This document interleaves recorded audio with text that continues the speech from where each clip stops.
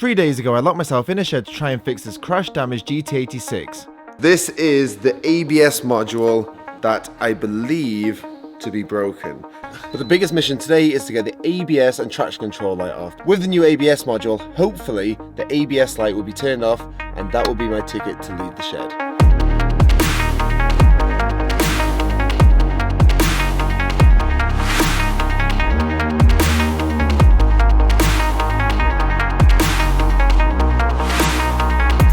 Oh, day 3 in the Drift Game shed. Not gonna lie, it was a cold one last night. I didn't sleep too well. My eyes are all baggy. I absolutely stink. I'm not sure I can go another day without a shower, so I'm gonna try and figure that out first. This may not be the smartest idea, but it's an idea at least.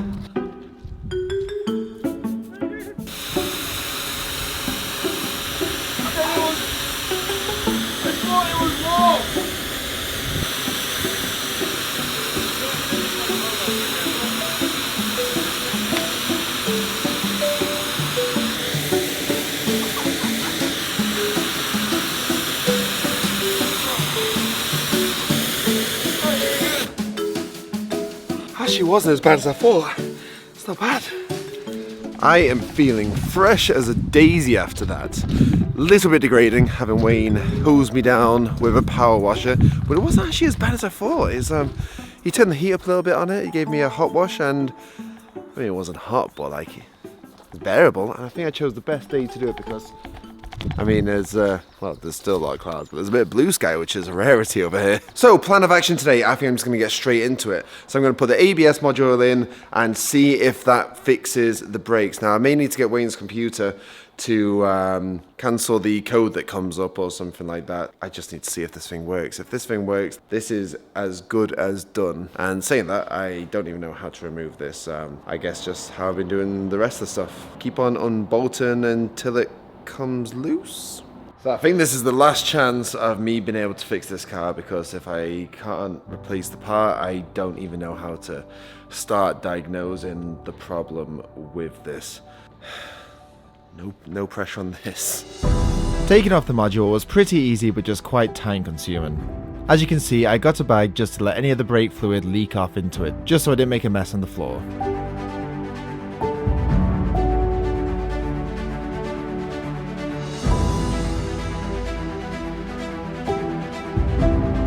I put the mount on before mounting it back into the car, and then just reverse the process of taking it off. It's pretty difficult getting all the thread on, but I just took my time and made sure not to cross thread anything putting it back on.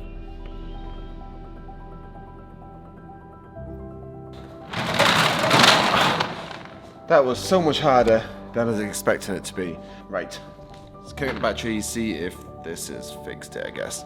So Wayne's like a vulture for, I'd like to say achievement, but more likely it's for failure. So we pour this in till the max. Ooh.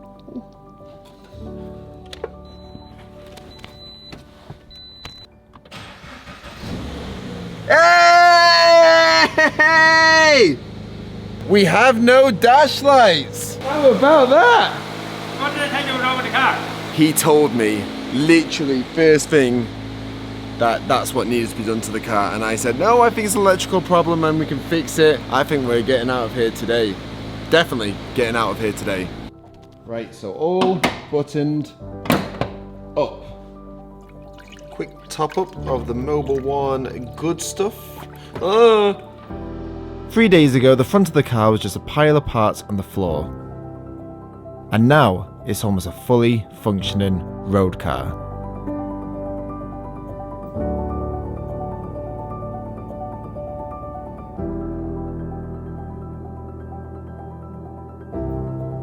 So, everything's cleared out of the way, and there's only one thing to do, is see if I can leave the yard and win myself a car. No dash lights. Think we are good to go. Ladies and gentlemen, this is one small step for mankind, but a feckin' giant one for me. And I'm leaving! Yes! I have left the shed! My GT86. Dave, you should have had more faith, because once I put my mind to something, I sure as hell follow through with it.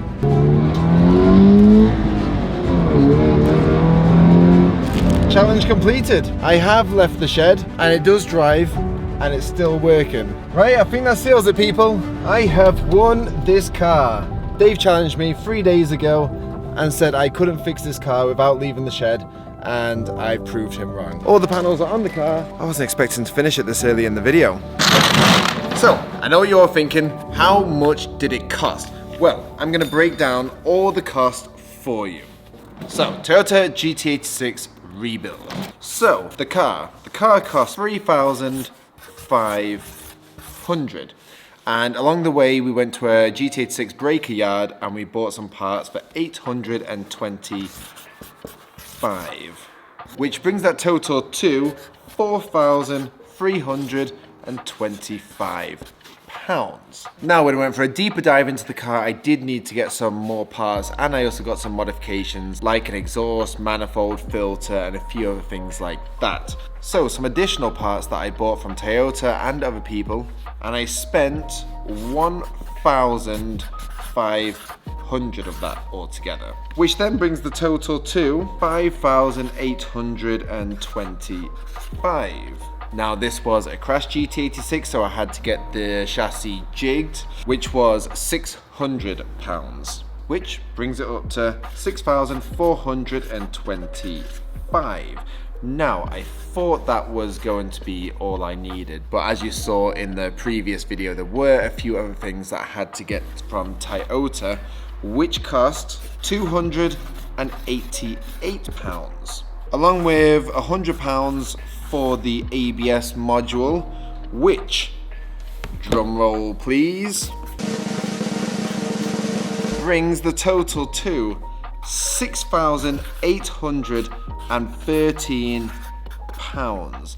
And if you remember in the first episode, this car was bought before it was crashed for £12,486, which isn't a that fair comparison, but there was only 2,000 miles on that car before it got crashed. So if you to do it simply, I pretty much saved half on that car, which I'm sure you can agree is big saving. So this actually, this surprised me a lot. I wasn't too sure if I was able to get that, because I actually looked on Facebook Marketplace and there was a written off one that had been done up similar to that, and the cheapest I could find was £8,000, and that was a bit rougher. I think it was a higher mileage, it had some dings on the quarters and everything like that. That car is completely straight, really good condition, low mileage, and now it's built up to exactly how it should be on the road. But since we've only just started this episode, I'm not gonna finish it here. I was actually gonna save this for my last supper, but seeing as I can leave the shed tonight, Tesco's finest spaghetti bolognese, which from all I can work out, it's only finest because there's only one red under the ingredients, which means it's probably not as bad as the rest.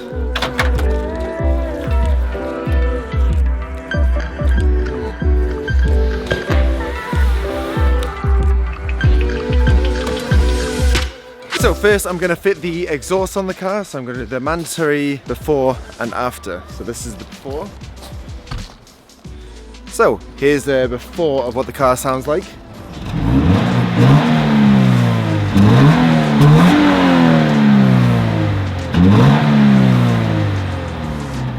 So not gonna lie, that sounds pretty lame. I'm not too sure if I'm actually a fan of the Boxster engine sound. Let us know actually if you do like it. It's kind of a love or hate thing, I believe, and I'm just not sure I love it yet. So we have a full back box delete. Now the owner did say he took this off his car because he said it was too loud. So I'm not sure if the previous owner was a bit of a wuss or if it is just indeed too loud. But first let's get this crappy Supra off there and put a real Toyota on there. Actually, I mean, this is a BMW and I think mine is probably more Subaru than Toyota, which is a bit ridiculous.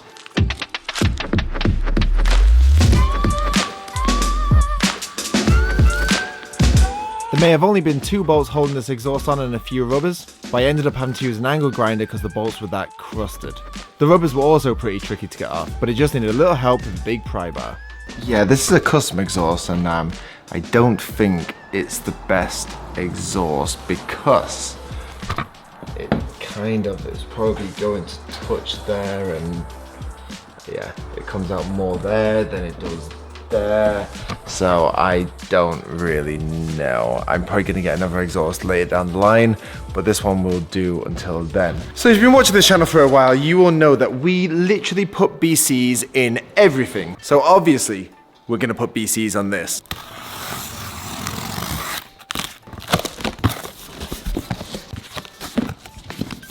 Here we go. Ooh. New anti-roll bar links as well. One of the best things I find about these, in my opinion, is you set your preload up here and you actually change the height of it by winding this up and down. So the ride height doesn't actually affect the ride of the car because you're not actually changing anything to do with the spring, it's just all down here. So this is the BC-BR line. This is what I run in my daily MX-5, and honestly, it's the only coilover I would actually choose to drive with every day because they have so many adjustments and they're so comfortable, but if you go onto track, you can harden them up so they perform better. BR range is actually what I have. Okay, I'm so used to seeing my NC drift car up there, I just pointed right to it, but that's actually off getting some work done. But they are the same coilovers that I run on my drift car. I just run a different spring rate just to make them a little bit stiffer. So let's get these on the car. Give some stands. I set a timer going just to see how fast I could actually put these on. I fitted a few set of coilovers now. The first time I fitted them took me about 4 hours, so let's see how fast I can do them now.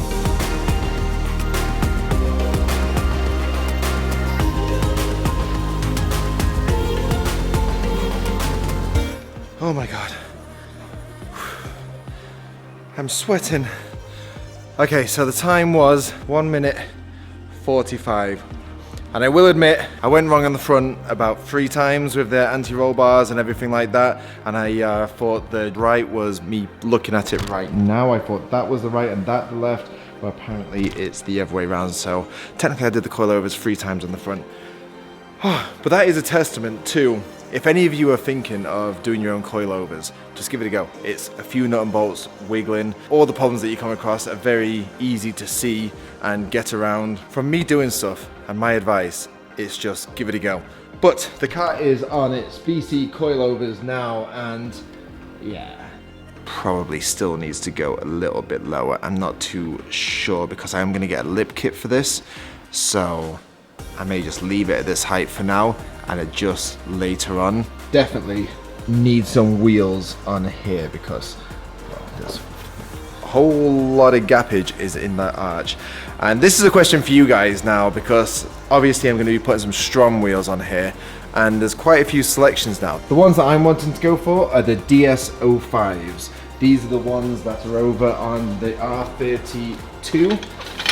In my opinion, these are the nicest wheels that Strom have brought out. Honestly, these are the ones that we helped develop for them, and I just think they look great. So I'm thinking in this color. So it's silver with a chrome lip. But they also come in black, white, and a hyper black. So please help me in the comments below. Which color do you think will look best on here? And now, one last job, which is a HKS air filter. I saved this till last because, well, it looks very achievable, and that's what I'm after for the last job. To end on a nice high before I go home to my lovely warm bed. Even though the overlanding, off-road, Jeep, roof tent was incredible, I couldn't figure out the heater, and for a cold night, it's pretty cold. Right, so let's try and throw this air filter on, and we'll take it outside and give it a proper, I don't know how you say it, sound reveal? But it's got the exhaust on, and with the air filter, it could sound much better. Only time will tell. The sun is going down, so let's just get to it.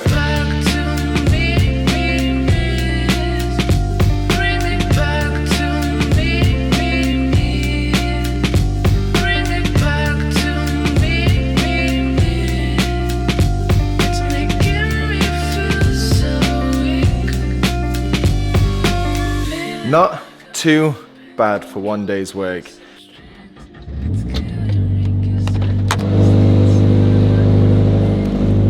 Cold start is loud.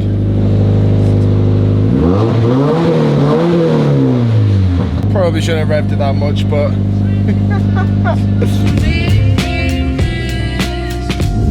sounds like a sports car. So I'm gonna give it the camera to Wayne to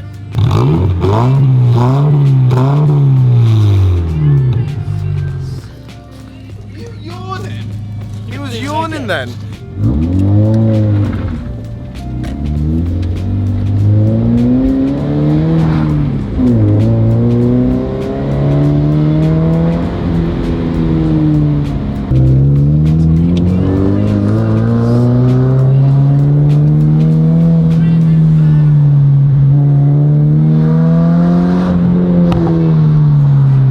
Sound's growing on me. I think it's time to treat myself to my pork pie.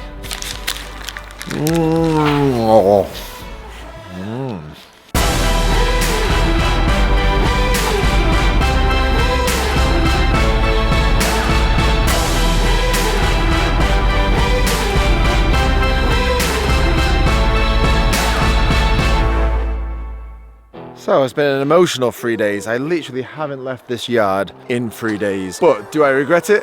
Absolutely not. I've got this car now, for a road car.